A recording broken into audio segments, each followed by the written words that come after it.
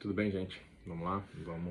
Quero compartilhar com vocês hoje uma das minhas meditações e uma curiosidade. Acho que pouquíssimas pessoas vão saber sobre isso, sobre esse texto. Então, fique aí, vamos trocar uma ideia. E depois, qualquer coisa, você comenta aí embaixo, a gente tira a dúvida e troca uma ideia mais detalhada. Eu quero falar hoje sobre um texto que praticamente todo mundo conhece, que é o texto ali onde Jesus vai vir às mesas no templo e tudo mais, e a gente conhece muito isso sobre a questão da parte financeira, né, que no texto ainda Jesus fala, vocês transformaram a casa do meu pai em casa de comércio e tudo, e o texto fica ali. Então todas as ministrações que eu conheço até hoje, todo mundo que eu ouvi falar, sempre falam sobre aquele pequeno espaço de tempo. Só que a gente precisa ir um pouquinho mais a fundo, praticamente em todos os textos bíblicos, ele nunca está relacionado a uma única coisa. Eu falo que a Bíblia sempre diz duas coisas, né? O que ela está dizendo e o que ela não está dizendo. Então aquele texto ele tem uma profundidade um pouco maior.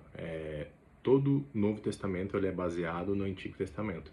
Então tudo que você vê se cumprindo no Novo Testamento, ele tem alguma ligação com o Velho.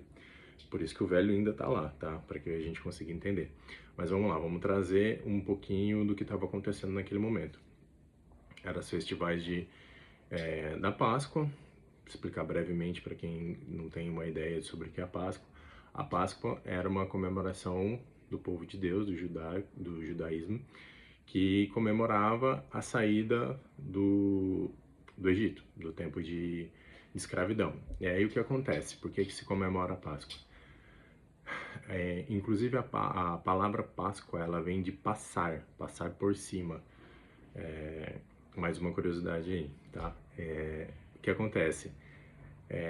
Deus manda liberar o povo, não libera tudo, aí ele vem com o anjo da morte e o anjo passa sobre a casa do povo de Deus, aqueles que estavam com os umbrais pintados de sangue, do sangue do cordeiro, o anjo da morte passa e vai tudo bem.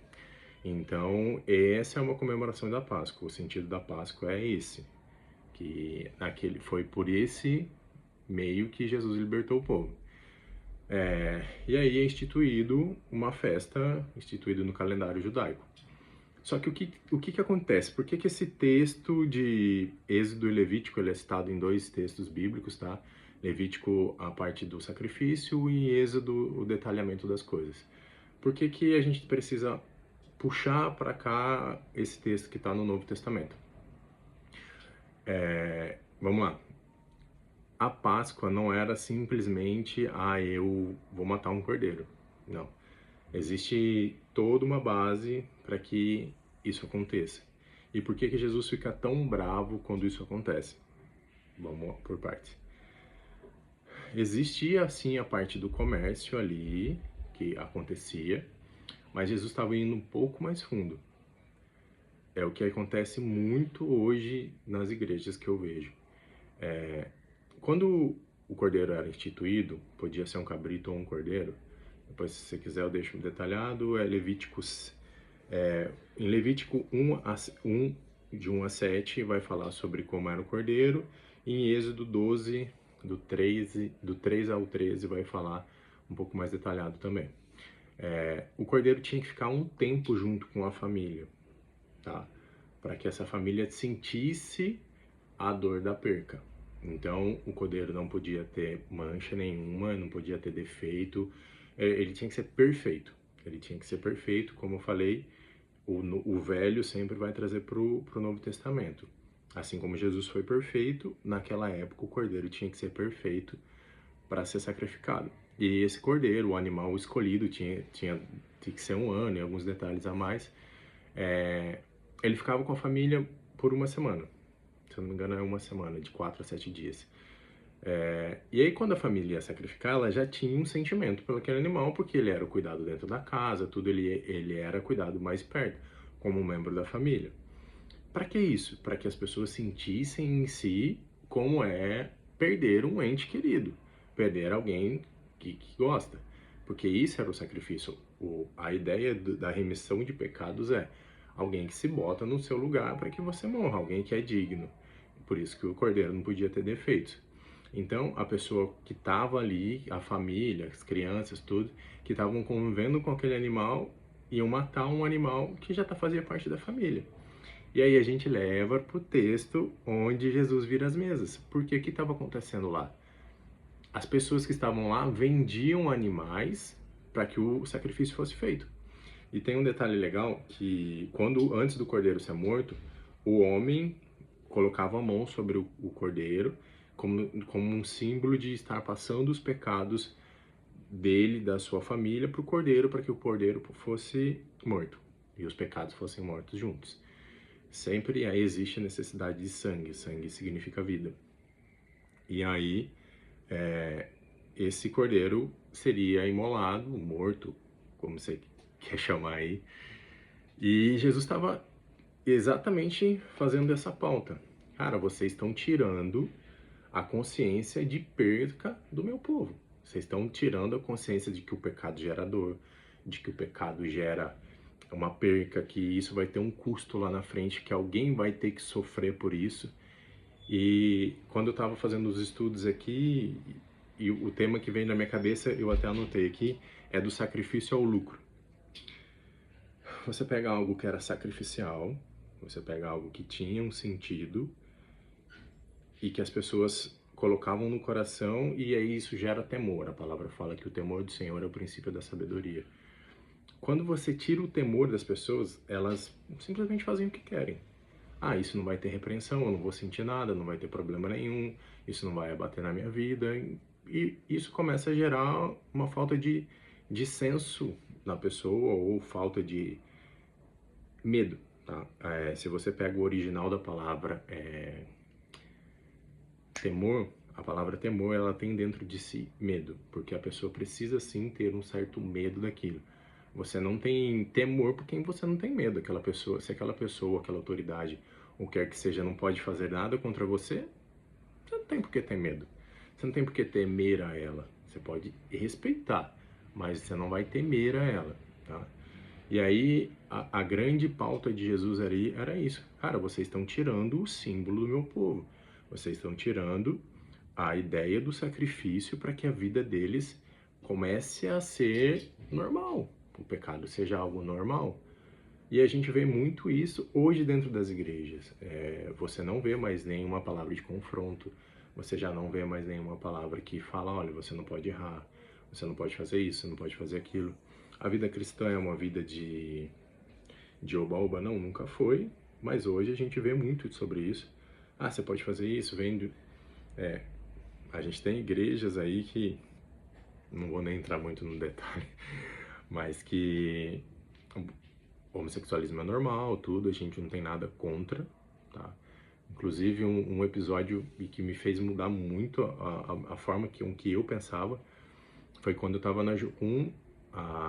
Em São Paulo tem uma igreja, eu não lembro o nome, e ela é uma igreja de homossexuais. E eles foram fazer um curso dentro da Jocum que chama EFOL, que é um curso para libertação na área sexual. E quando eles se inscreveram, o líder da base, que é o COT, ele simplesmente falou, olha, nós vamos receber eles normais. Não existe de forma alguma a repreensão sobre eles. Até mesmo porque não somos nós que julgamos e não somos nós que vamos trazer o convencimento. É o Espírito. Nós vamos recebê-lo, vamos amá-los e pronto. É isso que um cristão tem que fazer. O cristão não foi chamado para julgar ninguém. Ele foi chamado para amar. E quando alguém te perguntar, você responde. Se ninguém te perguntar, você não responde. Pronto. Mas beleza, vamos voltar. E a grande questão do texto era essa. Jesus estava questionando e fazendo e tirando dali o consenso do que as pessoas eram necessárias. Você tinha que viajar com o animal da sua cidade até a cidade santa, onde era feito o sacrifício. E as pessoas estavam vendendo animais. Você ainda vê citando pombas, algumas coisas que não eram mais aceitas, que não eram aceitas no momento do sacrifício. Animais que não tinham a idade correta, que ele precisava ter 1 ano de idade. Animais defeituosos e tudo mais. Então as pessoas estavam tirando aquilo que era santo, aquilo que era necessário para que você tivesse o consenso de Deus, o consenso de que alguém que você ama vai sofrer por causa do seu erro. E estava tornando algo simplesmente ritual. Essa é a grande briga desse texto, tá? Que Jesus vira as mesas, chicoteia o povo e tudo mais. Então o contexto era esse. E o que eu quero trazer para você hoje, quando você vê isso, é exatamente esse. A vida cristã ela não foi feita de facilidades, muito pelo contrário. Aquele que quer vir após mim, negue-se a si mesmo. Se você quer ganhar a sua vida, perca ela aqui mesmo. E a gente tem alguns outros textos, eu até marquei um aqui, deixa eu... em Eclesiastes 7, do 1 ao 4, ele fala, é melhor estar na casa onde há luto do que a casa onde há festas. Por quê? Porque ali você consegue refletir sobre o seu final, sobre o que realmente acontece, sobre as pessoas que valem a pena, sobre o que vale a pena na vida. Porque quando você está na festa, é prazer momentâneo e pronto. Então a ideia central do texto e de toda a discussão que existe naquele momento é esse. Para que não haja algo fácil, não, a palavra não é nem fácil, é que não seja algo superficial na sua vida. Eu vou fazer porque tem que fazer, sem entender o que realmente Jesus está pedindo ali. Jesus está pedindo que a gente tenha uma ideia do pecado, que a gente tenha uma ideia do que acontece na nossa vida quando nós perdemos o temor e o respeito por Ele, respeito pela palavra. Então, esse é o contexto. É uma curiosidade que eu queria trazer para vocês, linkando sempre ali o velho e o novo. Existem uma pancada de coisas que a gente podia trazer sobre esse texto, mas eu não quero que esse vídeo fique longo. Eu vou sempre estar tentando trazer curiosidades novas ou reflexões dentro das minhas meditações, para que isso possa fortalecer sua vida. Ou qualquer dúvida, me dá um toque. Me chama aí, me manda mensagem no inbox ou manda no comentário, tudo que for. A gente conversa, a gente troca uma ideia. E a ideia nunca é punir ninguém aqui. E primeiro, tá? Antes de tudo, toda palavra que eu trago, que são feitas nas minhas meditações, elas são primeiramente para mim. É o meu tempo com Deus, é o tempo que eu tenho com Deus para que Ele fale comigo. A forma que eu encontrei para que Deus fale comigo, transforme a minha vida, é através da palavra. Eu tenho meu tempo de oração, eu tenho meu tempo de louvor, tudo, mas os momentos onde eu sou transformado, onde a palavra me confronta enquanto eu estou lendo. Então, é a forma com que eu tenho, tá? Então, não é, ele tá trazendo, apontando pro fulano, não. A palavra primeiro veio para mim, para que eu tenha o consenso dos meus pecados, o que isso pode gerar, o que isso pode gerar na vida das pessoas que estão ao meu redor e em todo um contexto que existe, tá bom? Que Deus abençoe, fiquem com Deus, um grande abraço, até mais.